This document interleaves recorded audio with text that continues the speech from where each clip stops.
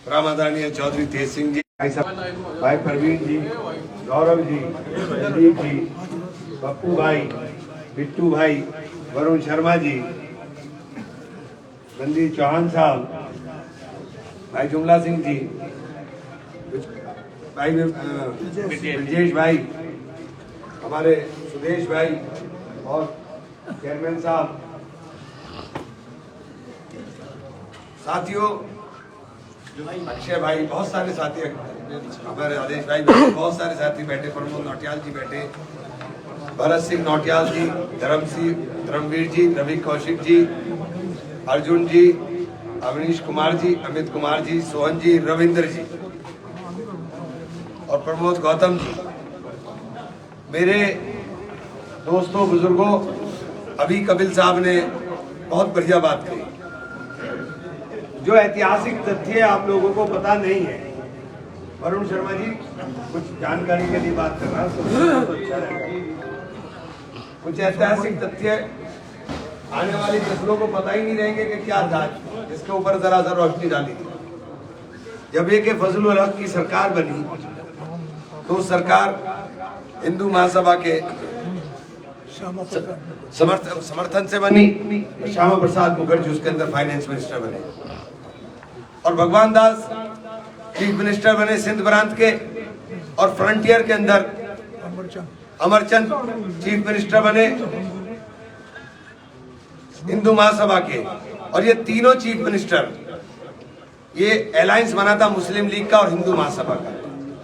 और पहला असेंबली के अंदर प्रस्ताव भगवान दास ने बंटवारे का 1936 में सिंध असेंबली में किया, जिसको 1939 के अंदर मुस्लिम लीग ने प्रस्ताव पारित किया और उसी प्रस्ताव के ऊपर देश का विभाजन हुआ।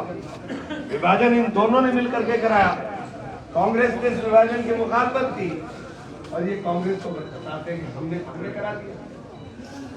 आपने झंडा नहीं बनाया सालों, आपने तिरंगे का अपमान किया सालों, हमने तो तिरंगे को खून से सींच करके फहराने का काम किया, हमने तो तिरंगे को सींच करके देश का नाम पूरे विश्व में डंका बजवाने का काम किया। हमसे सवाल करते हैं, ये नारा हमारा ही लगाया हुआ था। हमारे प्रधानमंत्री स्वर्गीय लाल बहादुर शास्त्री ने नारा दिया, जय जवान जय किसान।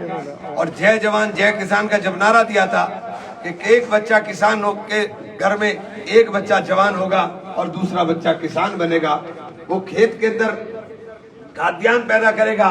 क्योंकि आयात के ऊपर निर्भर थे, हमें बाहर से खाना मंगाना पड़ता था, और जवान जाकर के सीमा पर प्रहरी बनकर के रक्षा करेगा।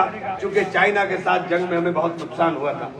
जब वो जय जवान जय किसान का नारा लगा तो बच्चे फौज में भर्ती हुए और हमारी सीमा के ऊपर जो बच्चे प्रहरी बन करके गए, उन्होंने 1971 की जंग में पाकिस्तान को मुंह तोड़ जवाब दिया और पाकिस्तान के 2 टुकड़े करने का काम किया। ये पराक्रम था देश का, ये पराक्रम था हमारी नेता इंदिरा गांधी का। देश के 2 टुकड़े कर दिए। उसके बाद किसान एक आह्वान पर लग गया और किसान ने खाद्यान्न पैदा किया, और आने वाले 20 साल के अंदर जो हम आयात के ऊपर निर्भर कर रहे थे, हम देश से निर्यात करने लगे। तो जय जवान जय किसान के नारे को हमारी पार्टी ने लगाया और हमारी पार्टी के लोगों ने चरितार्थ करके दिखाने का काम किया। लेकिन इन्होंने जय जवान जय किसान के नारे का अपमान करने का काम कर दिया। इन्होंने जवान की भी कमर तोड़ दी, इन्होंने किसान की भी कमर तोड़ने का काम कर दिया था। जो नौजवान हमारा फौज में भर्ती होना चाहता था, उसे प्रधानमंत्री जी ने बड़ा महिमा मंडित करके बताया, ये मेरे देश के अग्निवीर हैं।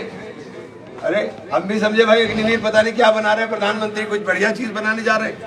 पता चला अग्निवीर क्या है। अग्निवीर वो है जो कॉन्ट्रैक्ट पे नौकरी करेंगे, 4 साल तक नौकरी करेंगे, 4 साल के बाद जबरिया रिटायरमेंट दिया जाएगा, और रिटायरमेंट के ऊपर ना पेंशन होगी ना ग्रेजुएटी होगी।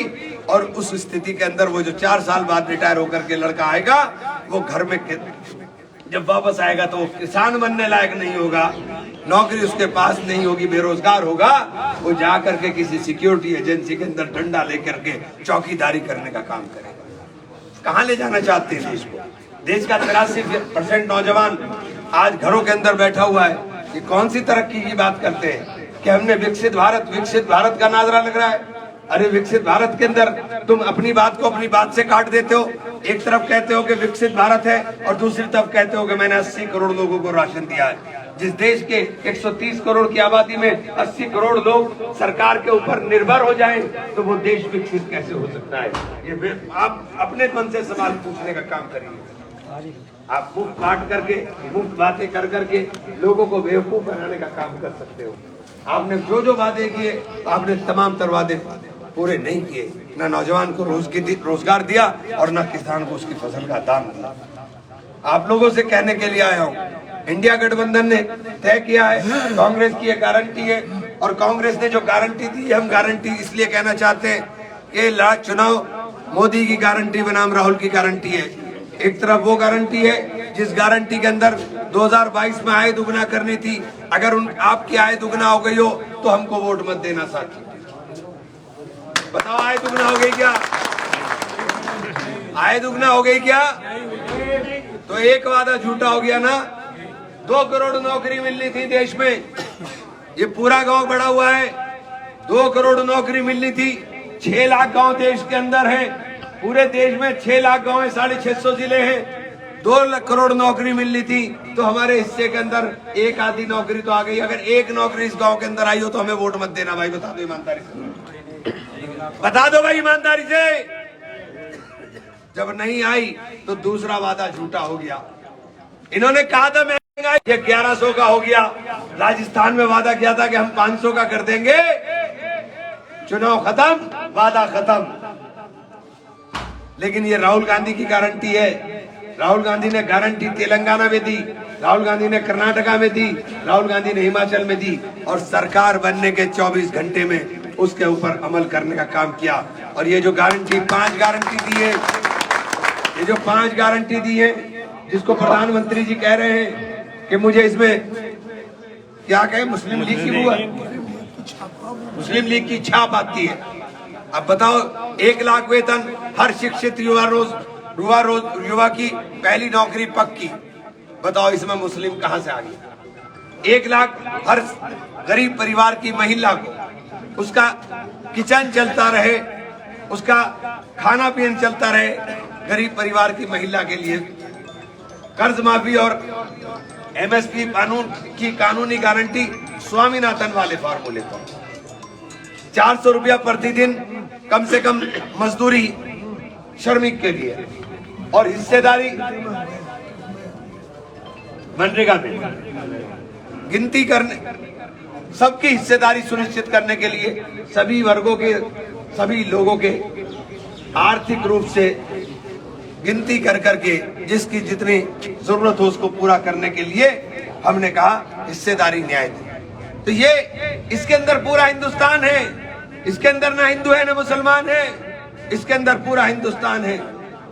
कांग्रेस हिंदुस्तान की बात करती है, कांग्रेस हिंदू और मुसलमान की बात नहीं करती। आपके बीच में आके नफरत बोना चाहते हैं, बार बार नारा लगा देते हैं हम राम को लाए हैं, जो राम को लाए हैं हम उनको लाएंगे। क्या गीत चल रहा है? क्या घमंडी लोग हैं, क्या इंकारी लोग हैं। अरे भगवान को भी कोई लाता है क्या? भगवान को भी कोई लाता है क्या? भगवान देने वाला है, तुम उसको लाने वाले कहां से बन गए? ये तुम्हारा इंकार, ये राम ही तोड़ने का काम करेंगे। भगवान राम को तुम बता रहे हो कि हम लेकर के आए हैं। अरे आपको शर्म आनी चाहिए। राम नारा नहीं विश्वास है, ये भौतिकता की नहीं मन की प्यास है। राम नहीं मिलेंगे मंदिर के फेरों में, राम मिलेंगे शबरी के झूठे बेरों में। राम मिलेंगे मर्यादा से जीने में, राम मिलेंगे हनुमान जी के सीने में। अरे हनुमान जैसी भक्ति तो लेकर के आओ। अगर हनुमान जैसी भक्ति और मर्यादित आचरण लेके आओगे तो राम तो तुम्हें तुम्हारे सीने में मिलने का काम करेंगे। तो भगवान श्री राम के आदर्शों पर चलने का काम करो। जब भगवान श्री राम को वनवास हुआ, आप चले गए वनवास के लिए, वन देवी ने स्वागत किया और कहा हे प्रभु मैं क्या कर सकती हूँ आपके लिए। तो भगवान ने कहा कि मेरे पीछे का रास्ता, जिस रास्ते से मैं चल के आया हूँ, उस रास्ते को सुगम कर दो, उसके कंकड़ पत्थर सब निकाल दो। मेरा छोटा भाई उस रास्ते से मुझे ढूंढता हुआ आएगा। ये करुणा, ये पीड़ा अपने छोटे भाई के लिए भगवान श्री राम के अंदर थी। इस देश के अंदर मेरा हिंदू बड़ा भाई है, इस देश के अंदर हिंदू बड़ा भाई है, मुसलमान छोटा भाई है। जिस दिन तुम्हारे मन में ये पीड़ा, ये करुणा आ जाएगी, तुम भी भगवान श्री राम के आदर्श वाले हो जाओगे। मैं ये बात इसलिए कहना चाहता हूं कि हर बात में हिंदू और मुसलमान की बात करने वाले लोगों से होशियार हो जाओ। ये मुसलमान इतने हैं, यहां निकाल नहीं सकते। 2 करोड़ लोग निकलते नहीं, ये तो 20 करोड़ हो रहे। जब निकलने के नहीं तो नफरत से कैसे दिया? या तो इनको बता दो कि कोई रास्ता है। पूरी दुनिया की दूसरे नंबर की आबादी मुसलमान की हिंदुस्तान में रहती है, निकाल नहीं सकते, तो फिर नफरत क्यों फैला रहे हो? नफरत फैला करके सिर्फ सत्ता हासिल करना चाहते हैं। इसलिए कहना चाहता हूं कि एक एक वोट मोहब्बत के नाम, एक एक वोट नौजवान के रोजगार के नाम, एक एक वोट किसान की फसल के दाम के नाम, एक एक वोट देने का काम करें। इस नफरत की दीवारों को तोड़ने का काम करें और इंडिया गठबंधन के प्रत्याशी के तौर पर आपके बीच में हूं। एक बात आपसे भी पूछना चाहता हूं, भाई राघव लखनपाल 5 साल एमपी रहे, कितनी बार गांव में आए? पूछ रहा आपसे, कितनी बार? मुझे किसी 13वीं में ब्याह में मुझे तो आज तक मिला नहीं भाई, मुझे किसी 13वीं और ब्याह में आज तक मिला नहीं। आपको मिला किसी को? मुझे तो पता नहीं। 5 साल चुनाव हार गए, उसके बाद कितनी बार आए? चूंकि जीत करके वो जीत की खुशी में नहीं आए और हार करके हार के गम में नहीं आए। आप मुझे जिताओ या हराओ, मैं रहूंगा यहीं। आपके काम भी करूंगा, आपके दुख सुख में शामिल भी रहूंगा। जिता दोगे तो बढ़िया तरीके से कर दूंगा, जिता दोगे तो सरकार बदलवा दोगे।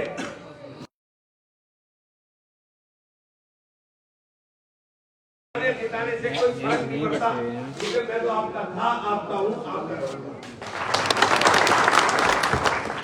हाँ, हार और जीत से फर्क पड़ता है, हार और जीत से फर्क पड़ता है उस चीज के ऊपर कि आपकी सरकार देगी।